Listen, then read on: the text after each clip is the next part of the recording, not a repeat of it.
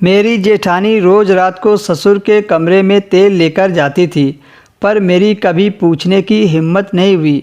अगले दिन फिर से यही होने लगा। वो फिर रात होते ही सारे काम खत्म करके काफ़ी जल्दी में नज़र आ रही थी। जब जेठानी को लगा कि घर के सारे लोग सो गए हैं, तो वो तेल लेकर अपने ससुर के कमरे में चली गई। मैं देर तक जागती थी क्योंकि मेरा पति देर से घर पर आता था। जब जेठानी कमरे में चली जाती तो दरवाज़ा अंदर से बंद कर लेती। मैं धीरे धीरे कमरे के पास गई। कान ज़रूरत से ज़्यादा ही खुले थे। छोटे मोटे शोर की आवाज़ पर भी मेरी आंखें इधर उधर देखना शुरू हो जाती थी। फिर मैंने ऐसी आवाज़ सुनी जिनको सुनकर मैं हैरान रह गई। कमरे से मेरी जेठानी की सिसकारी की आवाज़ आ रही थी। मैंने अपने कानों को हाथ लगा लिया। मैं बुरी तरह हैरान रह गई कि ये सब हो क्या रहा है।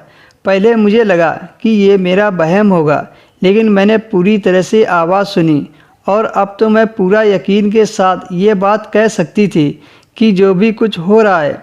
इतने में कमरे की लाइट ऑन हो गई। मैं डर गई कि लगता है कि कोई बाहर आ रहा है। मैं वापस अपने कमरे में आ गई। सोचा अपने पति से बात करूं, फिर मैंने उनको ये सब कुछ नहीं बताया। अगले दिन जेठानी से बात करने को सोचा। वो मेरे सामने बैठी सब्जी काट रही थी और मैं बर्तन धो रही थी। मैंने कहा, रात को तुम ससुर जी के कमरे में क्या करने गई थी?